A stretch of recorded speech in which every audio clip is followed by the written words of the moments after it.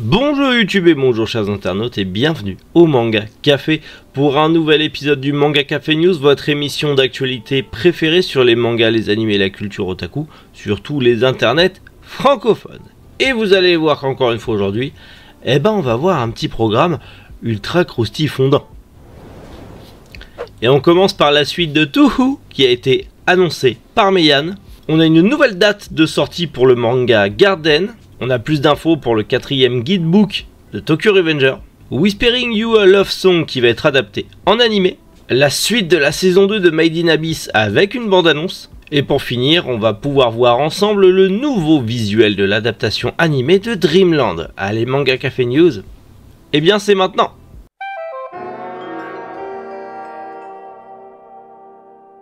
La suite de Touhou Forbidden Scrollery annoncé par Meian. Il s'agit de Touhou, j'adore dire ça, Touhou, Lotus Ulcer Sobering.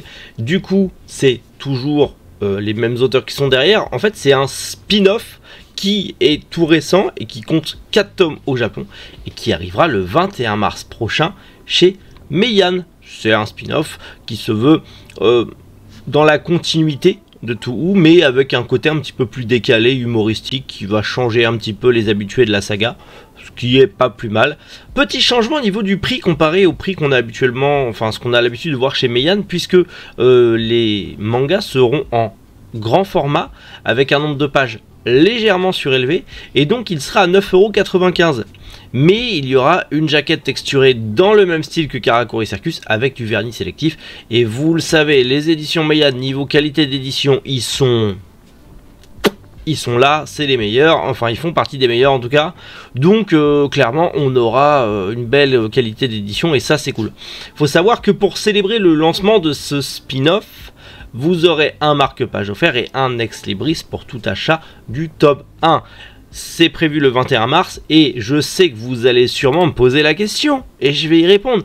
Oui, les marque-pages et les ex-libris seront disponibles avec l'achat du tome 1 dans ma librairie et sur le site en ligne. Vous aurez tout, donc no stress, vous pourrez d'ores et déjà vous mettre de côté tout ça. D'ailleurs, normalement, il y a de fortes chances que je le mette, le pack entier, je le mette en précommande sur le site. Comme ça, vous pouvez le payer d'avance et être sûr de le réserver. Voilà. Au moins, si vous voulez être sûr du marque-page et de l'ex-libris, vous savez comment faire. Et sinon, bien évidemment, allez aussi vous renseigner chez vos revendeurs préférés et chez vos libraires aussi. Hein, forcément, il n'y a pas que moi. Il faut faire travailler tout le monde. Mais voilà, étant devenu libraire indépendant, faites vivre vos petits libraires indépendants. C'est très important. Vous le savez, le manga Garden d'Usamaru Furuya a été retardé chez Imo, mais ça a été retardé pour la bonne cause, et de pas beaucoup, puisqu'il est prévu pour le 3 février, mais finalement il sortira le 17 février, donc ça va, c'est pas énorme.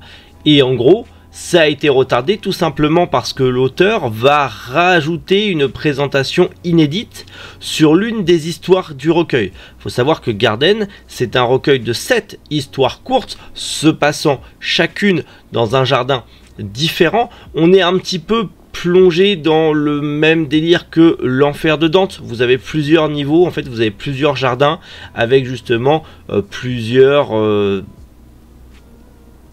plus ça va devenir sombre. Voilà.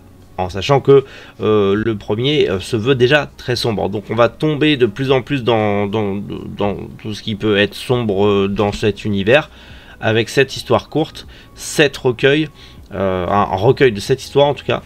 Écoutez, moi j'ai vraiment hâte de le recevoir, j'ai vraiment hâte de me le prendre, parce que c'est du Furuya et déjà ça c'est trop bien. Et en plus voilà, ce côté moi où voilà, tu as plusieurs histoires et plus tu y vas, plus ça devient... J'adore. C'est totalement ma came et bah, clairement, comptez sur moi pour vous en reparler quand je l'aurai lu.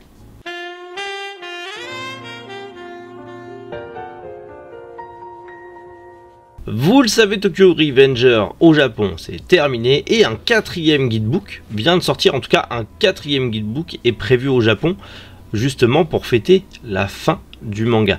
C'est prévu aujourd'hui, puisque c'est l'apparition et bien tout simplement du tome 31 qui est le dernier tome de la saga, et avec celui-ci il y aura aussi Remember You qui est le dernier guidebook de la saga, qui comportera notamment la jaquette qui est en gros la couverture du dernier chapitre de prépublication, justement dans le Shonen Magazine. Donc ça c'est plutôt cool, ainsi que justement plusieurs bonus, des croquis, des fiches personnages, des fiches d'informations, mais également une histoire bonus qui se passera après la fin de Tokyo Revenger.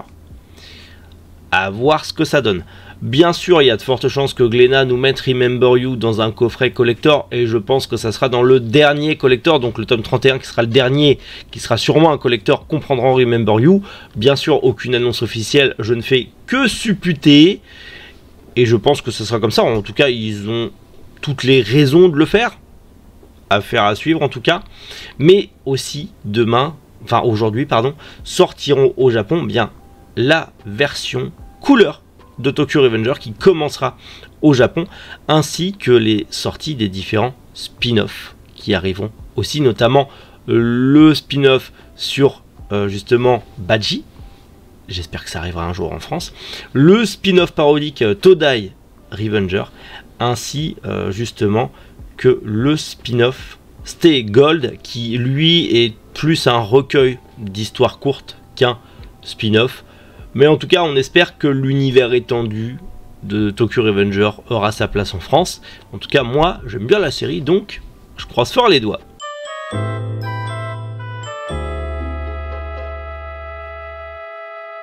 Allez, on va parler un petit peu animation avec le manga Whispering You a Love Song qui va être adapté en animé. On vient d'avoir l'info, mais on n'a pas de bande-annonce, juste ce petit visuel pour nous dire que justement le manga va être adapté en animé au Japon, sans plus de date précise. Il faut savoir que c'est un Yuri qui est disponible en France, il est disponible chez Taifu, et en gros, on va y suivre l'histoire d'amour entre deux lycéennes passionnés par la musique qui ont eu un coup de foudre réciproque lors d'une représentation musicale. Je ne connais pas du tout le manga, on en avait déjà parlé mais je l'ai jamais lu, c'est pas forcément un titre qui m'intéresse, mais c'est chez Taifu, potentiellement quelqu'un parmi vous connaît le titre et pourra le conseiller en commentaire. Je compte sur vous parce que vous êtes là aussi pour conseiller des choses que je ne connais pas. Si vous le connaissez, partage de la passion, normal, mais en tout cas ça arrivera en animé. Maintenant, quand on aura plus de dates et plus d'infos et une bande-annonce, je vous en reparlerai avec grand plaisir. Une annonce qui fait plaisir, la suite de Made in Abyss, la suite de la saison 2 a été annoncée, mais on ne sait pas ce que ça sera. Une saison 3, un OAV, un film d'animation au cinéma, tout ce qu'on sait c'est qu'on a cette bande-annonce qui vient de tomber et qui laisse un sacré mystère. Est-ce qu'entre la saison 2 et la saison 3, on aura un film d'animation comme celui qui est sorti, cet OAV qui est sorti entre la saison 1 et la saison 2? Possible qu'on suive la même voie. En tout cas, j'ai très hâte de découvrir la suite. Cet animé est beaucoup trop bien. Le manga, je ne l'ai pas et je n'ai pas vu le secret derrière les jaquettes. J'en ai entendu, ça a fait un bruit pas possible. Certes, ça a l'air bien spécial, mais ça, malheureusement, l'auteur a des penchants particuliers, on va pas se mentir. Malgré tout ça, le manga est foutrement intéressant et on en revient à l'enfer de Dante, puisque l'image de l'abysse est à la même image que la chute dans l'enfer de Dante. Et ça, j'aime beaucoup cette référence, en tout cas cette référence qui a été réadaptée à la sauce nippon, et ça c'est très cool, avec un univers totalement fantasmagorique qui est complètement fou en vrai. J'ai vraiment hâte de découvrir la suite, et quand je vois cette bande-annonce, je me dis ça va être un film d'animation, mais imagine genre film d'animation diffusé au cinéma, enfin, il y a l'air d'avoir quand même du taf derrière, donc je me dis que ce sera sûrement un film d'animation, mais potentiellement j'ai tort, on verra bien, mais en tout cas, quand on a plus d'infos comme d'hab, je vous en reparle avec grand plaisir. On a un nouveau visuel pour Dreamland, l'adaptation animée de Dreamland, qui sera d'ailleurs disponible en simulcast sur ADN, enfin qui sera dispo sur ADN tout simplement. C'est beaucoup trop bien avec justement la vitre qui fait office avec le monde de Dreamland. Mais écoutez, j'ai envie de vous dire, c'est beaucoup trop bien. je vais pas vous mentir que les chara design au début, ça me... Mais là, ça va. C'est vrai qu'on est très loin des chara design originaux, mais là, je sais pas, ça passe. Ça passe. C'est vrai que on est loin de ces chara design là, mais bon, c'est pas grave. J'ai vraiment hâte de découvrir l'animé, de voir les seiyuu, de voir de voir les OST, l'animation. Enfin, ça va être un truc de dingue.